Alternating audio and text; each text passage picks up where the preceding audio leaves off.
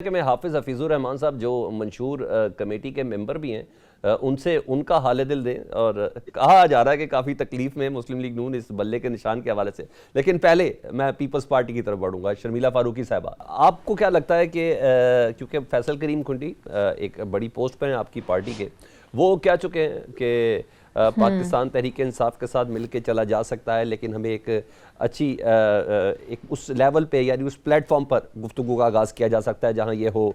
अगर पाकिस्तान तहरीक इंसाफ माने तो इस बल्ले का निशान मिलने के बाद ये इत्तेहाद पंजाब में पीपल्स पार्टी को मजबूत नहीं कर सकता अगर इस तरफ जाया जाए तो? जी, मैंने उनका ये बयान नहीं सुना है। अगर उन्होंने ऐसी कोई बात की, आई डोंट थिंक सो ऐसी कोई बात कर सकते हैं, क्योंकि वी आर वेरी क्लियर कि हम पीटीआई के साथ किसी किस्म का कोई इत्तेहाद नहीं करेंगे। जहाँ तक ताल्लुक़ है पीटीआई के वोटर्स का, कारकुनान का, हमारे लिए हर जमात के कारकुनान काबिल एहतराम है, क्योंकि कारकुनान का कोई कसूर नहीं होता। अगर पॉलिसी में कोई फ़्लॉ है या डिलीवरी में कोई फ़्लॉ है या लबो लहजे में कोई फ़्लॉ है तो फिर वो लीडरशिप की तरफ से आता है। गलतियाँ उनकी होती हैं, कारकुनान सबके काबिल एहतराम होते हैं और बिलावल भुट्टो ज़रदारी साहब इस बात का एतराफ़ भी कर चुके हैं। और अगर हमारे चेयरमैन साहब तमाम कारकुनान के, तमाम जमातों के कारकुनान का एहतराम करते हैं तो हमारा भी फ़र्ज़ है कि हम उनका एहतराम करें।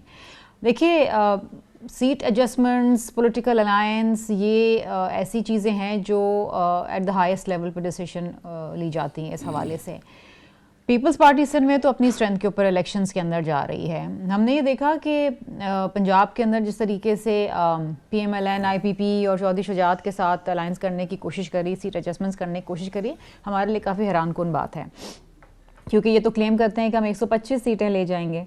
तो अगर 125 सीटें ले जाएंगे तो फिर तो उनकी अपनी स्ट्रेंथ होनी चाहिए, क्योंकि जिस तरीके से अपनी ये कारकर्दगियाँ गिनवाते हैं कि उन्होंने बड़े बड़े काम किए हैं पाकिस्तान के लिए, पाकिस्तानी अवाम के लिए, तो फिर तो उनको किसी बैसाखी की ज़रूरत नहीं होनी चाहिए थी। लेकिन अगेन एक चीज़ के ऊपर मैं ज़रूर आप सबकी तवज्जो दिलाना चाहूँगी कि इस वक्त हमारा जो टॉपिक ऑफ डिस्कशन है ये नहीं होना चाहिए बल्ला मिला कि नहीं मिला, सीट एडजस्टमेंट और नॉट सीट एडजस्टमेंट। हमारा डिस्कशन होना चाहिए मुख्तलिफ जमातों के मंशूर।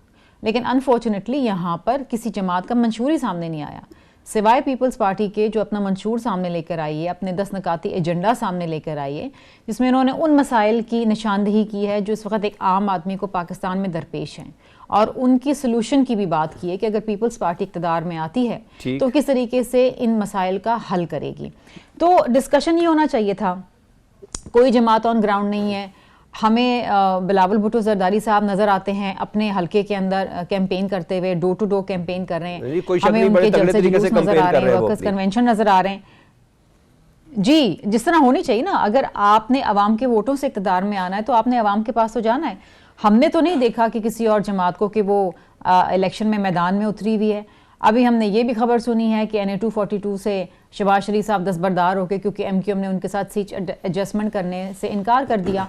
तो देखिए, शहबाज शरीफ साहब तो यहाँ आए ही नहीं या कभी उस हल्के में गए ही नहीं जहाँ से वो इलेक्शन लड़ना चाहते थे।